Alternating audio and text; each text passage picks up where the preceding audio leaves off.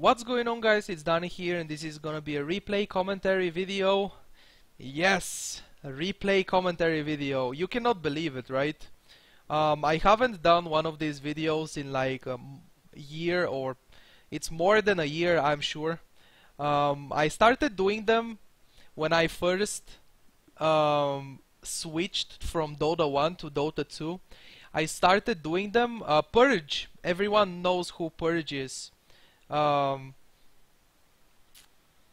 He is famous for doing this kind of videos. He is doing them in a very educational way, these replay commentary videos. And when I first started recording videos and when I switched to Dota 2, Purge was actually one of my inspirations for my YouTube channel. Everyone has inspirations, right? So yeah, I was doing it just like him. And then guess what happened? I got addicted to Dota 2, and then no time to record a replay commentary. I just wanted to play. Every free hour of free time that I had, I wanted to play. And then I just started uploading live gameplay commentaries, which is something unique. I don't know many other channels on YouTube that upload live gameplay commentaries. And then I also started doing the high skill ranked game commentary videos, which is also unique for my channel. And then I started doing the Saturday subscriber games with Twitch subscribers, with ability draft. That's also kinda unique for my channel, but basically, yeah. In the beginning, when I started my channel, I was doing replay commentary videos, and then I was done. The reason why, you are probably wondering, why are you doing this one then, if you don't do them anymore? Well, my stream crashed. I was streaming this game. I have it recorded, but I have it in two parts. My stream crashed at one point of the game, and uploading a gameplay video doesn't seem the right thing to me. Uploading it in two parts, I mean. Uploading a gameplay video in two parts doesn't seem the right thing to me. There we go, finally. Oh man, I'm gonna get a lot of English practice in this game, since I'm gonna be speaking a lot more, because this is a replay. I don't have to be that focused, you know. I'm not playing the game live. I'm just watching the game and I'm talking about it. At the same time, there is something I wanna say. I am kinda happy that this happened. Before recording this video, I was eating, and while I was eating, I was thinking about it. And I'm kinda happy that this happened, that my stream crashed. It's not good that my stream crashed, lost like half of the viewers, but what can you do? But I'm happy that for the fact that I'm going to upload this game as a replay instead of a live gameplay, because I'm pretty sure as a live gameplay the game would have looked pretty bad, but it's actually not. Okay, I think so. I definitely think so. The game would have looked pretty bad on live gameplay, but it's actually not. Okay, I'm gonna stop repeating everything twice. I'm sorry. I'm just a bit excited right now. So, first of all, I hope you guys enjoyed this video, and I hope you learned something new. Who knows? This is going to be a Faceless Void offlane gameplay. Alright. Yes, I do have 3 out of 4 teammates muted, and as you can see the movement of my mouse, I just muted 2 of them. In the beginning of the game there was no communication and everything was a disaster. Let me focus into the game and what's actually happening first of all, and then I'm gonna be talking about other stuff. So I'm checking the top rune. There are 3 of the enemies. This right here, let me show you. This right here is a pretty good spot when you are checking the offlane, the top lane rune alone. You can stay here. Otherwise, if you have teammates with you, you all stay here. And then when the rune is about to spawn, you go and fight the enemy for the first minute rune. But in this case, when I'm solo checking it, this is a great position. You get vision on the enemy doesn't get vision on you up there. So right now I'm playing against a tri-lane. I'm getting stunned by Sand King, nothing is gonna happen. The Oracle is channeling his skill. So this is a very scary lane for me. Any offlaner with no escape ability, like... Why is my mouse in the middle though?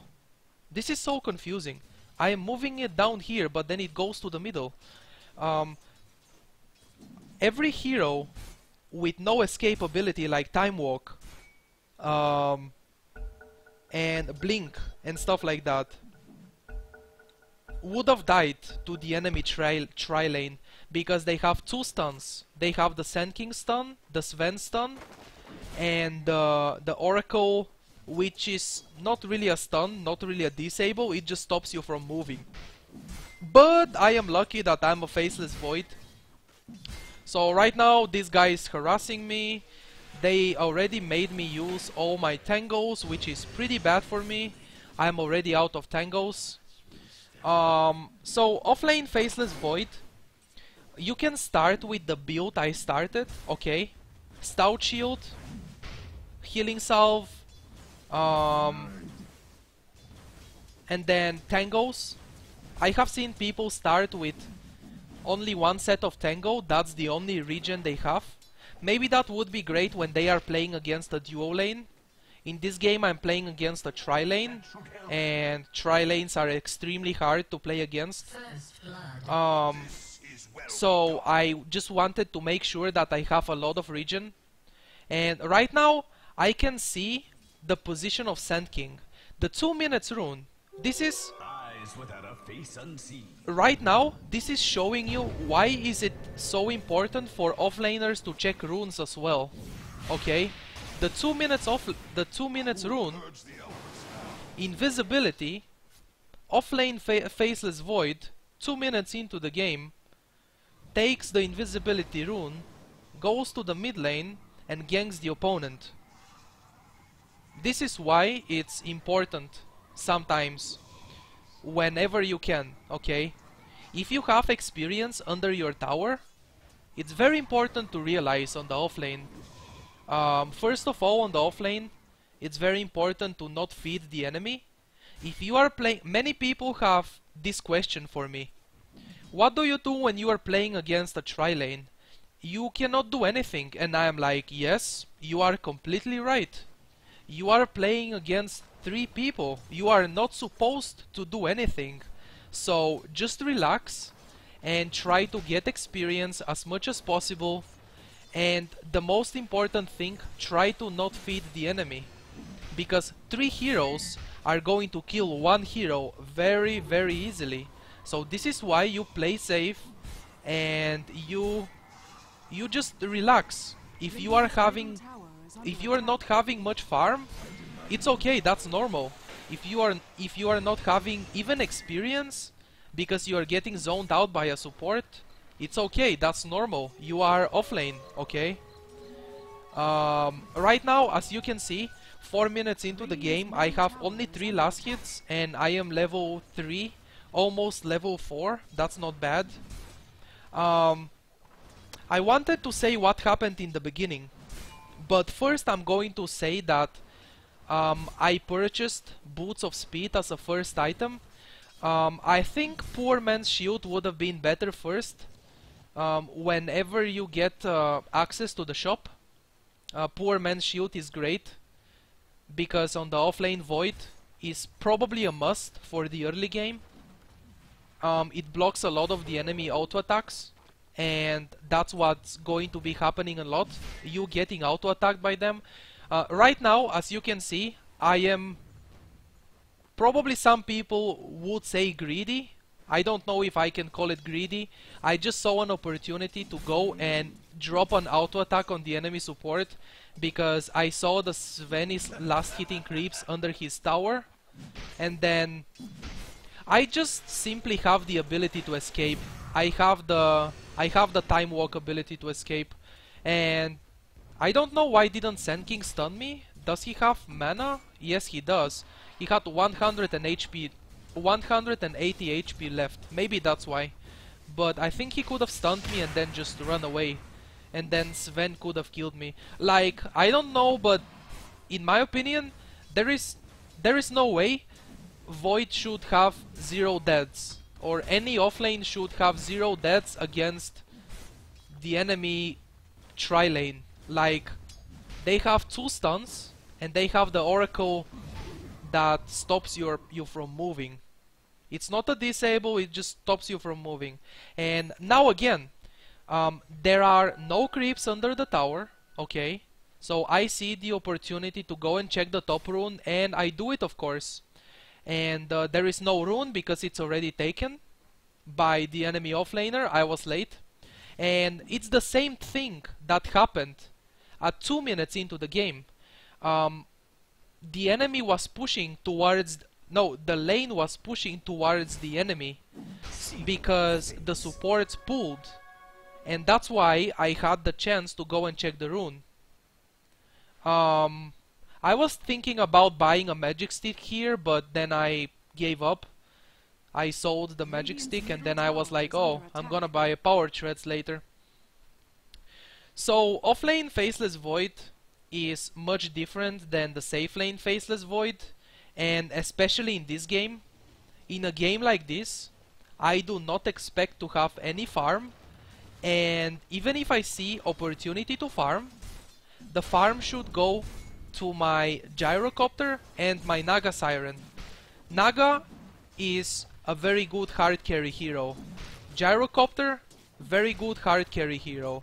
I see an opportunity right now to go and auto attack Sven a little bit and cancel his healing salve, because I saw on the minimap the pink player is there, and that's the support Sand King, and I know Sven cannot solo kill me. At one point, the safe lane heroes, depending on what the offlaner is, at one point the safe lane hero, if the supports give him a huge advantage, the safe lane hero, the carry, should be able to kill the offlaner. Like, if I was not a Faceless Void and the Sven is out leveling me much because I have been harassed by the supports, Sven would have been able to kill me, or at least harass me away from the lane. But I know that's not going to happen because I have a time walk. I am a Faceless Void. And I am happy that I was a Faceless Void in a game like this because of the time walk. I can escape from the enemy trying to kill me. And then later on in the game, Faceless Void is very good at split pushing, because you always have the time walk to blink into the trees and then TP out if you see the enemy is coming for you when you are split pushing lanes. So right now, 8 minutes into the game, I am level 6. I have 13 last hits, no farm, but it's okay. The Leshrac is being very cancerous. No wonder he's muted in game. We are 8 minutes into the game, and okay, there is more action happening right now. Going to TP to the mid lane, Chronosphere on the Leshrac, and that's probably gonna be a kill there. Rubik gets the kill. We don't have any detection, unfortunately, for the Sandstorm, but still, use the Chronosphere, and then once the Chronosphere is on cooldown, Void cannot do more than auto attack in team fights, right? That's what I can do. I can just auto attack people. So when the Chronosphere is on cooldown, I wanna go back to the offlane and pressure it. Put a lot of pressure. This is another thing that offlaners can do if they are good at doing, you know. There are the type of offlaners like Phoenix and Clockwork who stay on the offlane until they get level 6 and then they start team fighting a lot. Clockwork with the hookshot can team fight a lot. Phoenix with the Supernova can team fight as well. Faceless Void with Chronosphere, of course you can team fight, but when the Chronosphere is on cooldown, and on level 1 the cooldown is 2 minutes and 10 seconds, you can go back to the offlane and pressure it. I have seen people play Juggernaut offlane. Juggernaut is pretty much the same thing. Juggernaut is usually carry hero, and Void is also more popular as a carry than offlaner.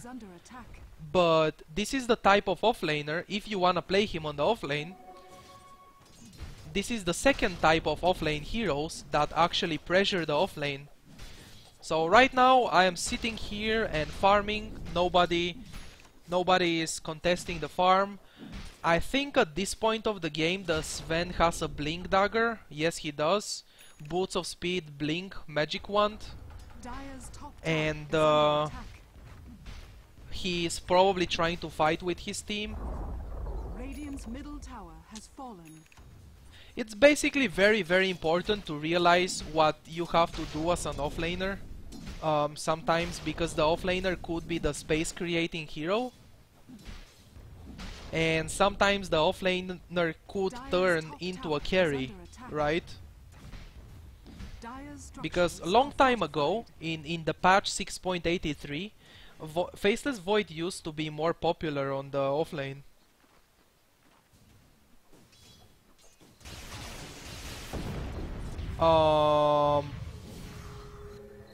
Okay, never mind. I thought I'm gonna die. And that would be pretty horrible, to die to the Leshrac like that, you know? He has no Yule Scepter to change, to do the combo perfectly. There is a blink on Sven. So 12 minutes into the game. Let me tell you what happened in the very beginning of the game. It was a bit of a disaster. Nobody communicated anything. The game started and I selected the safe lane, and then that guy picked Gyrocopter and he also selected the safe lane, and I was like, alright, Gyrocopter is a very good roaming support, and support in general. I have seen so many so many people play the support Gyrocopter and actually wreck everything.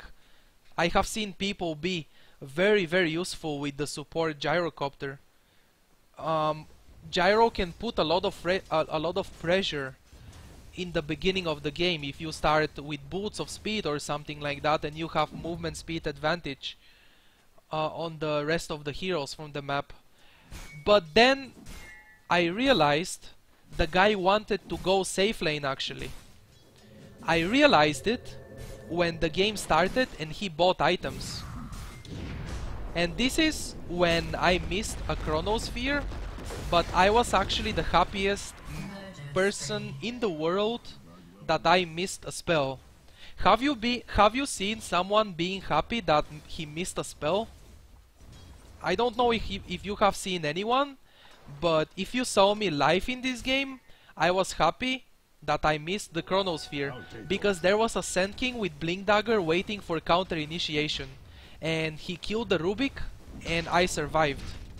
If I didn't miss the Chrono, I would have stood there and auto-attacked the Sand King, and then I would have auto-attacked the Sven, I mean. So it's actually Sven who didn't do the right thing. He should have actually baited. He shouldn't have dodged the Chronosphere with the Blink Dagger.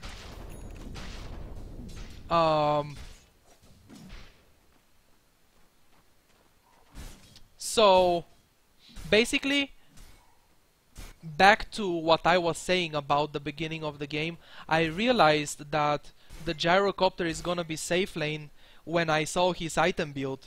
Like, he didn't buy any supportive items. He started with the typical Gyro build, like Ring of Protection, and something is going on right now. For some reason I decide to turn back and kill the Sand King to auto attack the Sand King. There is an Oracle there, and then I get stunned, and then I get chain stunned, and then my reaction to this was space created and very well done. This is another situation that I was happy that I died. Have you seen anyone being happy when he dies? I was happy when I died, because they used all their disables on me, and then Gyrocopter came in and killed one hero. Basically that was a 1-for-2 trade, right? And meanwhile space created for Naga to farm, because that's the most important thing in this game. When you have a Naga in your team, you actually have to make sure that he farms, okay? It doesn't matter if you are playing the support or the offlaner. It's really good that your Naga farms. It's good for you. Naga is a carry, and he has to carry the game, right? Void is also a carry, but in this game I'm not using him as a hard carry. So basically what happened there is I died, but it was a 1-for-2 trade, which was totally worth for me, totally worth. And right now I am back to the top lane, getting pressure on the tier 1 tower. There is a fight going on the mid lane. I told my team to try to not fight because I just TP to the top lane, and that means 1 minute my TP will be on cooldown, and I am applying pressure to the offlane. Right now Gyro is dead, as you can see. Gyro killed Sven at least, which is great. That was Sven's killing spree. 668 gold for Gyro. When he died he lost 363. Oh man, that was pretty good. And now I'm getting Mask of Madness. Okay, this is one item that I would totally recommend when you play the offlane Faceless Void, okay? A Ring of Aquila, or if it's not a Ring of Aquila, at least a Ring of Basilius, because you need the mana regen. You don't need it much, you're gonna be fine without it. What you need is the armor that you give to creeps, because I already mentioned Void is very good at split pushing the lanes, because you can always escape with Time Walk. It's the same like Anti-Mage, you can always escape with Blink. So when you are split pushing lanes and applying constant pressure to the lanes, it's also called the map presence, having a map presence. Just I like doing that when I play. I like being on the map a lot. AFK jungle is definitely not a good option to farm. Sometimes the jungle is a lot more safe to farm than the lanes, but the map presence is very important for some heroes and for some players. I am one of those players. Right now I am pinging the enemy sentry ward because I know it's warded there. I saw Leshrac warding, or it was Oracle actually, when we killed him once. He dropped a ward there. So Ring of Basilius or Ring of Aquila, when you activate it, you are giving armor to your creeps, and you are pushing, you are helping your creeps survive, because they are getting bonus armor, they are getting extra armor. So right now Chronosphere is on cooldown, and I'm going to Time Walk into the Sven. I auto-attacked him 5 times. I saw he took no damage, and then I gave up. Did you see that? I did no damage to the Sven. I have 95 damage, and after the Mask of Madness I am going for Ogre Club, and I'm gonna make a BKB as a first big item of the game. And right now Radiant's bottom Let's see tower what's has going to fallen. happen here. Let's watch closely and see what's going to happen.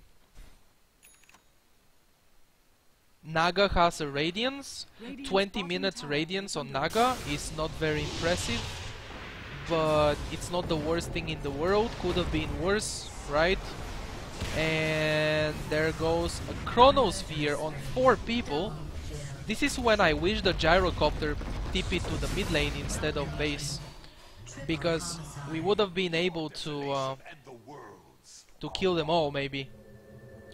And I get a kill on Invoker and I get 428 gold from it, and then I get killed by Leshrac and he gets less gold for that. You know why is that? In the most recent small patch, like 6.84c I think it is, there is a comeback mechanic. Right now we can even take a look at the gold graph. The enemy has a 4000 gold advantage, Radiant's middle tower and this is under when attack. the comeback mechanic starts working. Depending on how behind you are in the game, you basically get more gold for kills when you are behind in the game. That's the comeback mechanic. So Gyrocopter picks up a BKB. Let me check his items. Face boots, BKB, Helm of the Dominator, not bad at all. Naga has Radiance, boots, bottle. He just got the Radiance like 2 minutes ago.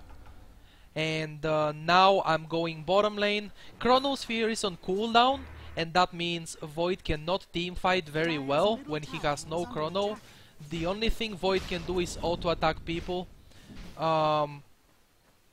And right now I am just pressuring the bottom lane. Radiant's I top saw tower on is the under minimap attack. that the enemy team has 4 Radiant heroes on the top structures are lane, fortified. and as you can see I also pinged the mid lane tier 1 tower so my team can go and push it, because when the enemy team is Radiant's top taking tower a has fallen. tower like that, Middle tower we has should fallen. immediately go for trades. So the enemy team did destroy the tier 1 top, Radiant's top tower but we is got under 2 attack. towers out of that. It was a 1 for 2 tower trade. Dire's middle tower is under attack. So right now I'm tipping to the bottom, to the top lane. The Sven blinked, and then Chronosphere. That was so close to missing the Chrono.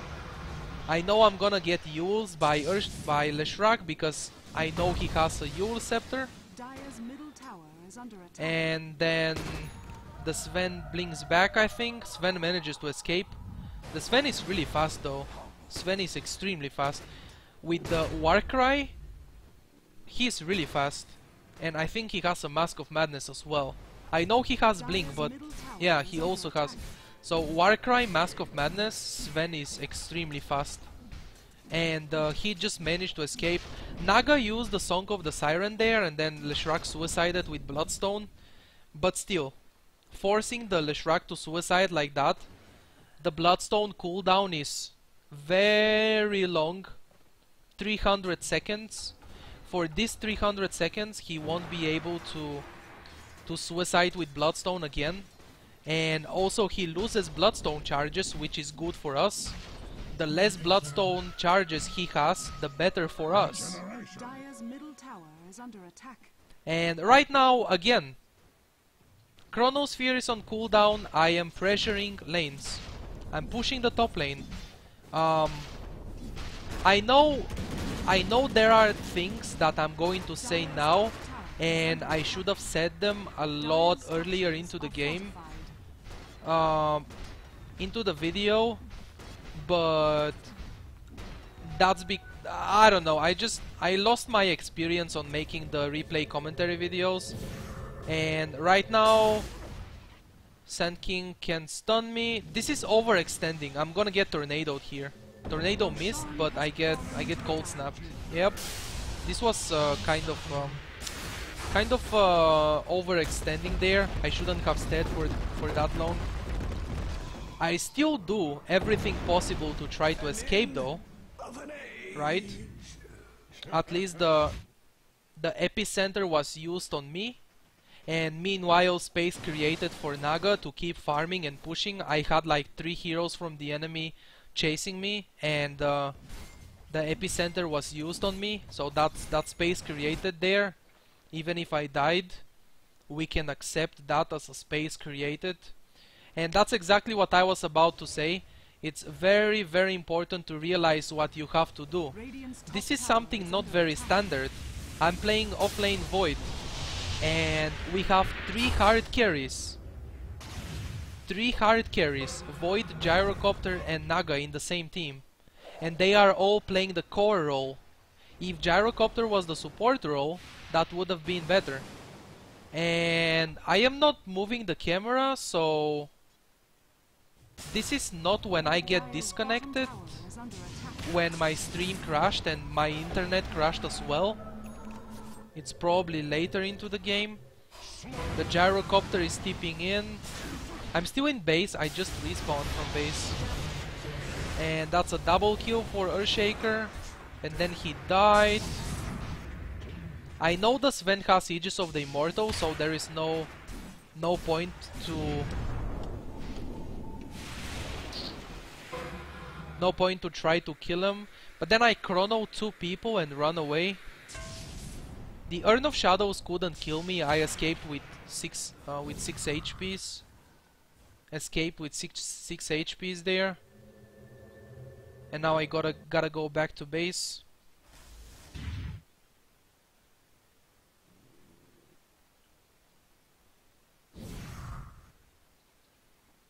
Radiant's top tower is under attack.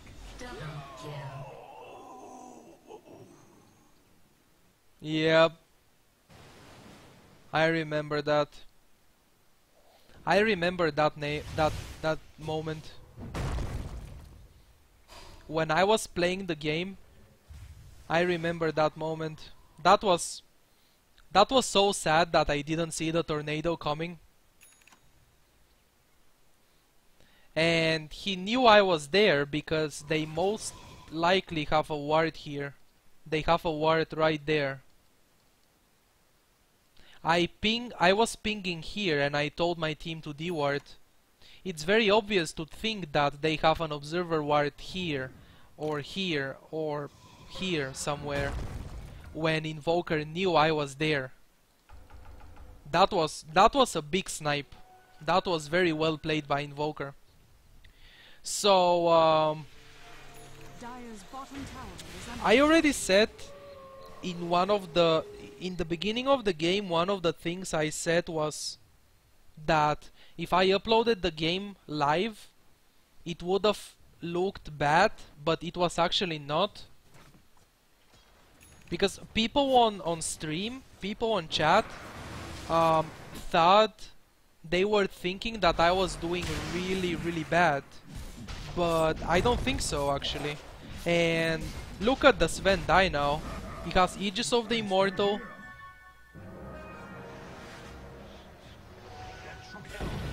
And then they just kill the Earthshaker. And immediately try to split push. It's very important to realize what you have to do. Immediately me and Naga split pushing. So the reason why people thought I was doing bad, it's probably because I am a Faceless Void, and 29 minutes into the game I am 1-4 and I have 93 last hits, not even 100 last hits. But that's completely okay because I'm an offlane Faceless Void, and this is a big mistake for me to not carry a TP scroll. I realized that when Naga used the Song of the Siren, but I tried to TP out, I pressed my hotkey that I have my TP, and then I realized I don't have a TP scroll in my inventory. So yeah, always carry a TP scroll. Gyrocopter went too greedy there, I think. He kept chasing after that.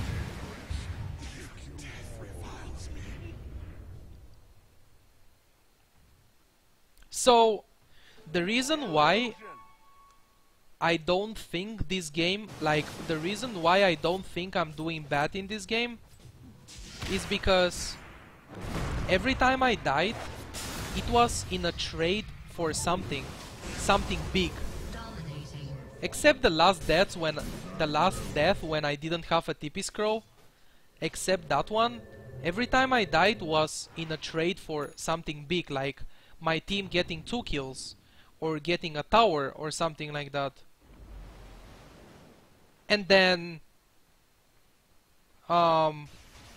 you know, I am an offlane Faceless Void, and to be honest, I don't know what people were expecting, people who are watching my stream.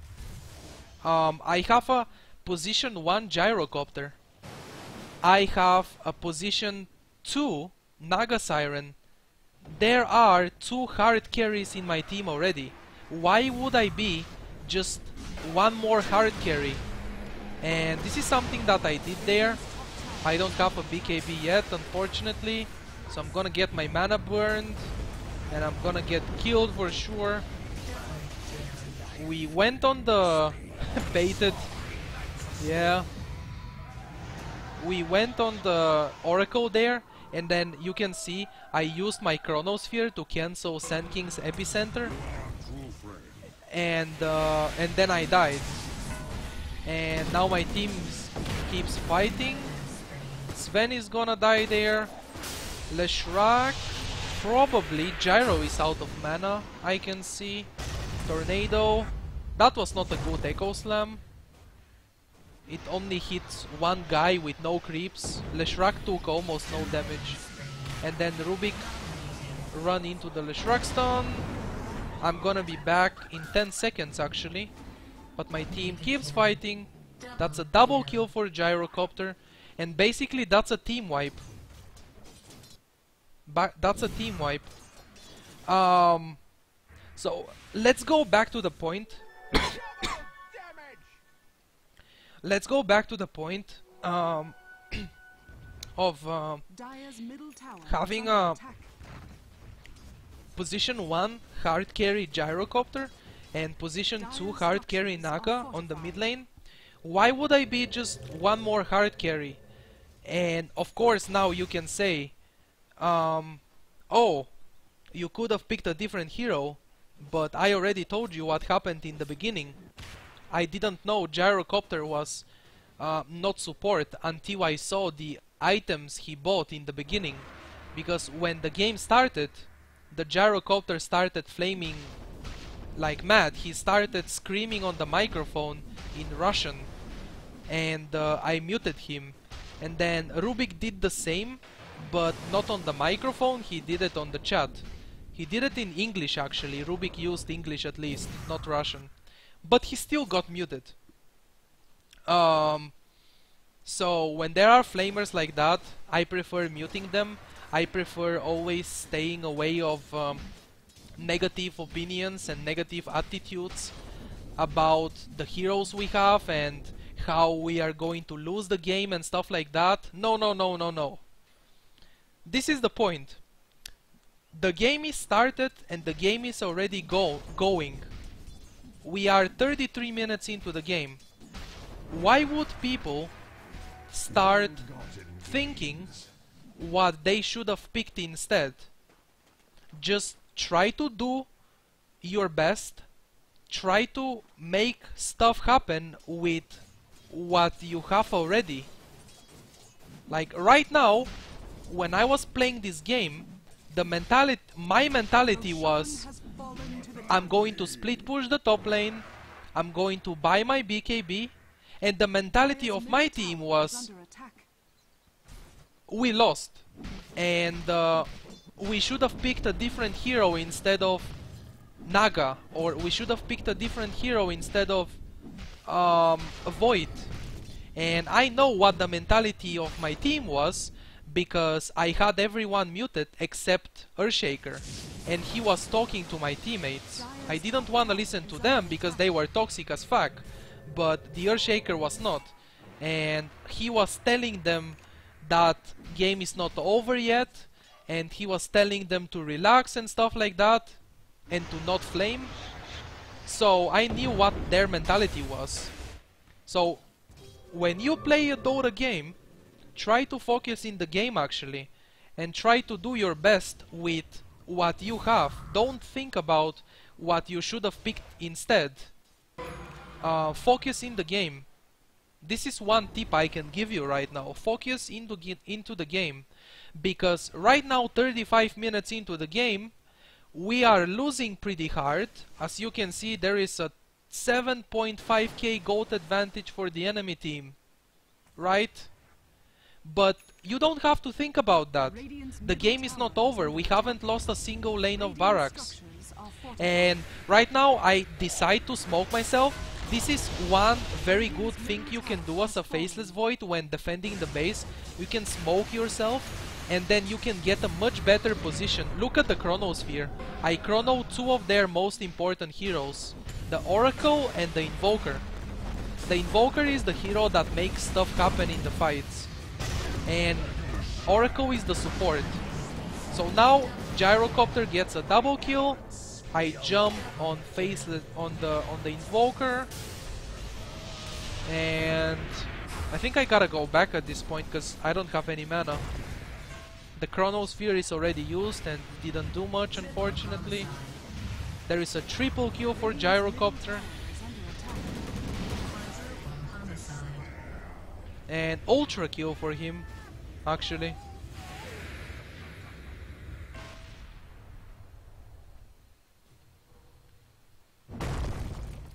Radiant's middle barracks are under attack.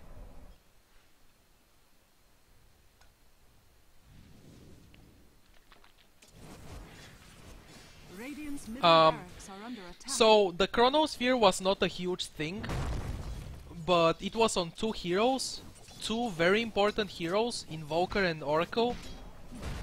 I prevented Oracle from casting his ultimate on someone and delayed the damage, because that's what it does, right? It delays the damage taken. And then I also got Invoker inside the Chronosphere. Invoker has a lot of spells to cast in the teamfight, and he was not able to. And then my Gyrocopter had a ultra kill. That's it. For me, as a Faceless Void, actually for me, as a player in this game, and as an offlaner in this game, not as a Faceless Void, as a hero, because obviously I'm not gonna be very happy with that. I am 1 to 6 to 5, and I have 122 last hits. But for me, as one of the players from my team, that was so good. So good, right? I stopped two of their most important heroes from moving, and my position 1 Gyrocopter had an ultra kill. That's awesome. That's exactly what we need to win the game. Another problem is that I'm gonna go back to what I said, that people on my people that were watching the live stream thought that I'm doing bad. That's mostly because people were not used to see Void offlane. I am used to play it. I like playing the offlane Void, and I also like watching it. The problem is people are not very used to see it, and there is a big difference between offlane heroes. There is a big difference between the offlane role and the safe lane carry role, even though the heroes are different, because Void is not the typical offlane hero. More typical offlane hero would be something like oh, look at that, look at that. The Song of the Siren. Woo! Look at him. Ultra kill. Ultra kill for Gyrocopter. And 1 kill for me. 1 kill for me. That would have been a rampage for Invoker. For Gyrocopter. But I stole the last hit. Now I noticed, I actually stole Gyrocopter's rampage. But it's okay. So when I saw the Song of the Siren, I knew that's gonna be an epic moment. It was insane. The Echo Slam, followed by the Chronosphere, and then followed by the Gyrocopter. One team wipe, and we won. And here, I was wondering what the fuck is happening. I basically die here. I get my mana drained and stuff like that. He couldn't really sleep them, unfortunately. It was not in time. And for a moment, let me go back and show you what happened. For a moment, wait, I cannot go back in the replay? Oh, I can. For a moment I thought my Rubik support forced me into the enemy, but it was actually the Sand King. It was actually the Sand King. Look at him right here. He forced me. That was very smart of him. See? The 4 staff is on cooldown. I try to time walk, and then I get hit by the tornado, and then I get stunned by the Sand King, and then I just die. But that was a very well played by Sand King. He forced me in when I was auto-attacking the tower, and my BKB was not ready, so I just died there. And the enemy bought back 1 hero.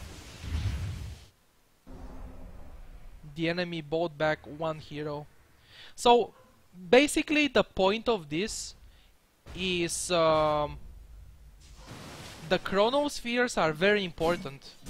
When you play the Faceless Void safe lane carry, during the Chronosphere, you should be able to kill at least 1 hero.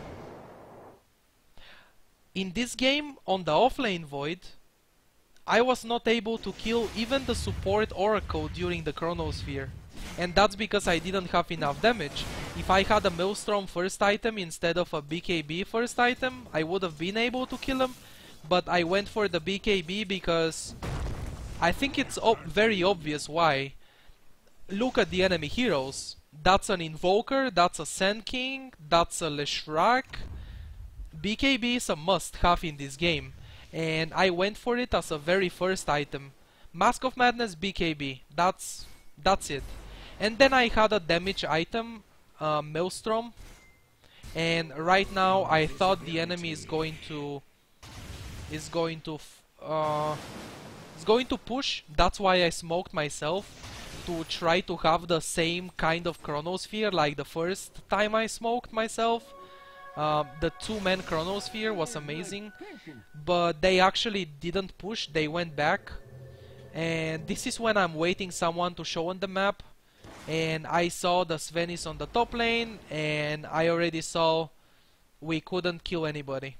So basically on the offlane Faceless Void,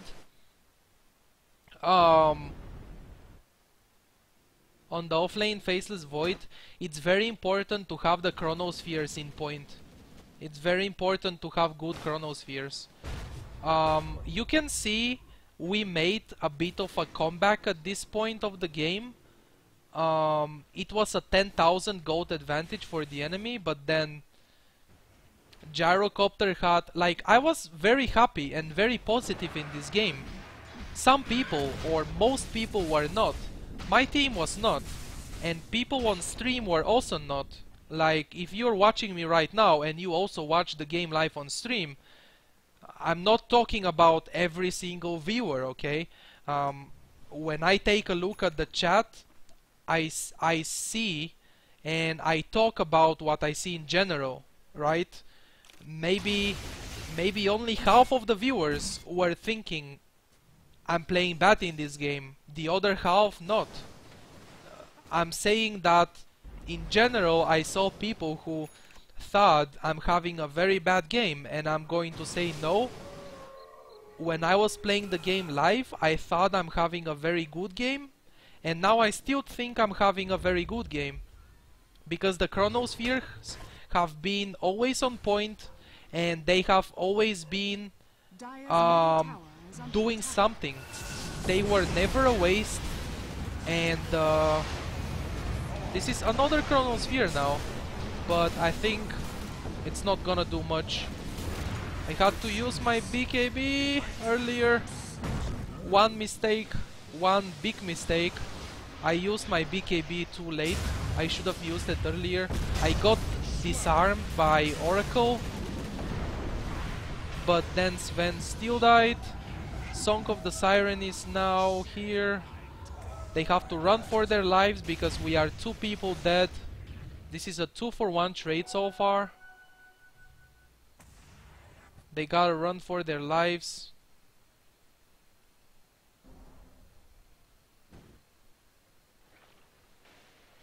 I'm checking Naga. Naga bought back. Naga got caught horribly there. Naga, like, did you see? 4 people were smoking here. Everyone except Naga smoked here, and Naga got caught here. Like, what was Naga doing there? That was a misplay there, I guess. And right now we are losing the Dire's barracks. bottom tower We is under lost attack. the ranged barracks. Now the enemy team is scared to go for the melee rocks, and they really should be scared, because we have Earthshaker to initiate. My chrono is ready in 8 seconds. They have a dead Sven, so they should have backed, and they did back. The future's not ours to see. Invisible Oracle. I knew this is happening. Everyone saw that Oracle took an invisibility rune. I'm wondering what's the net worth. Okay, I'm actually the lowest. Even Sand King has more net worth than me. Yep. I have been playing a really sacrificial game, this one. Split pushing a lot and stuff like that. My net worth is 11,000. Even the Sand King support has more net worth than me. The enemy... What am I doing? What am I doing there? Wait.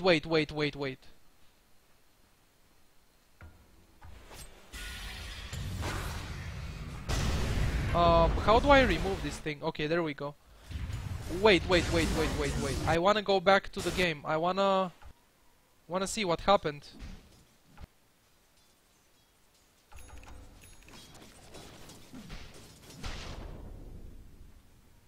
I wanna see what happened. Because this is like, you have to realize that when I'm watching myself play like this, I am learning so much about myself as a player, and I am looking at mistakes, and watching yourself play your replays will help you so much on improving. So right now what's happening here is the Sven found me, and then looks like I was not paying attention on the minimap. I used the BKB, and then I go into the trees, and I actually TP back. This right here could have been one of the biggest mistakes for me in the game, that I didn't pay attention and I did not see my teammates coming. And when I used my BKB, what I should have done actually is Chronosphere. I should have chronoed, but I didn't. Like, Dire's middle tower is under attack. it's so easy to say I should have done this instead of that, and then it's so easy to blame something on someone. Like, sure, I shouldn't have TP'd back, but my team started the fight after I TP'd back. They were like, the enemy team didn't have vision on my team yet. They had vision on me because Sven found me. And then my team initiated the fight, so it also could have been them, you know, to go back instead of initiating a fight when they see I TP'd home. That was definitely a misplay right there. If I paid more attention and I knew my team is right next to me, I would have done so much more. I would have chronoed them. And right now I am waiting for the perfect chronosphere again. And I'm gonna be able to kill the Sven actually. And then I should have finished Invoker, but I didn't. And then I get stunned by Sand King. He gets ensnared. I run back because I'm low on HP. Time walk back into the Leshrac. That's a mistake. I gotta run away from here. Song of the Siren allowing me to run back. Perfect.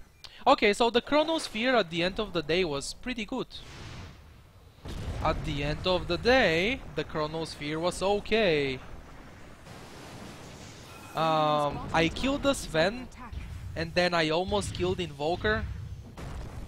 And once again, we defended the barracks. The enemy didn't manage to destroy barracks. So now I'm chasing after the Invoker. What is happening here? Time walk back because I'm gonna die. Dire's top tower is under attack.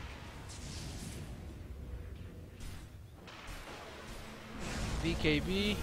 BKB is off cooldown right now. Bottom tower has fallen. Report void thanks. Tower is under attack. Report Radiant's void bottom thanks. has fallen.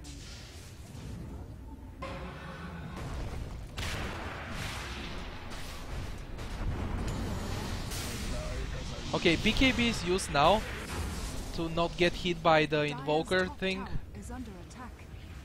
Radiant's top tower And is under we lost the mid lane and the bottom lane rugs. If Leshrac dies now, that's gonna be big.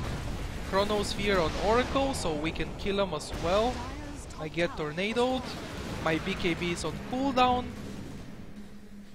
Invoker is getting tornadoed as well.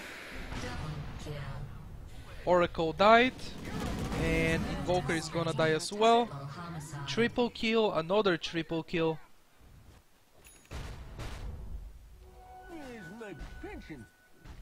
This is one very good thing. This is one thing that I want you to please avoid doing. Don't be that guy. Don't be the gyrocopter. Don't take advantage over people when you are strong. You know? Imagine in real life there is a strong, big dude with a lot of muscles and he's sitting next to a small dude and skinny person, you know? And it's like the big one hits the small one. Never do that. That's horrible. Never take advantage when you are having a weak person next to you. That's, you are abusing the... Anyway, that's some other shit right here. There is a fight going on right now. I shouldn't be talking about that right now. There is a fight going on. I died here to the Leshrac, to the Oracle actually, I mean. Dire's middle tower We managed to get the top lane, the top lane ranged barracks and the mid lane tier 3 tower, which is a pretty big accomplishment. And right now my team is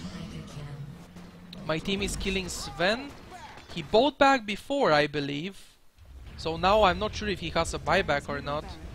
I have buyback as well. And I am going to walk. Uh-oh. Chronosphere on Leshrac. And then run.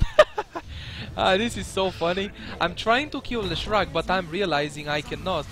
Because I'm a Faceless Void and he's extremely strong. Leshrac is 6 slotted at this point. And I have 2 slots. And then I backtrack the last auto attack. And meanwhile, look at what my team is doing. The enemy throne is half HP. Radiant's middle tower is under attack. Radiant victory. Yes! We won! I couldn't believe it. I actually couldn't believe that we won this game. But we did. So, yeah. We won. Yay! We won! So basically, what I was talking about before, don't take advantage over the weak person. Okay, that's really horrible for you. It's not only in real life. Like, I don't know why did I say that example. I guess I had to give you some example, right? Gyrocopter is doing well, that's right. He's the position 1 carry, and he has the position 1 player has a big responsibility of carrying the team. But when you're having a good game and the rest of your teammates are not having a good game, make me, and not only me, make yourself a favor and don't flame your team, because that's not the right thing to do when you are doing well but your team is not doing well. Instead of flaming them, because what else could have forced me to mute 3 out of 4 of my teammates? Like, I just won a game with 3 out of 4 teammates muted. Like, you can't imagine how happy I am that I won this game. You doing well doesn't allow you to flame the people who are doing bad, okay? Instead of flaming them, you can help them to stop doing bad, okay? You can give them tips. You can just be nice to them in general instead of going full retard like this gyrocopter. Like, he said report void thanks. Even though he's muted, I can see that because it's a replay. In the replay you cannot see the team chat, but you can see all chat. So I saw that. Basically, you get the point. That's it for this video. I am definitely not back into making replay commentary videos again. I hope this video was useful for you in some way. I hope you learned something about the game or whatever.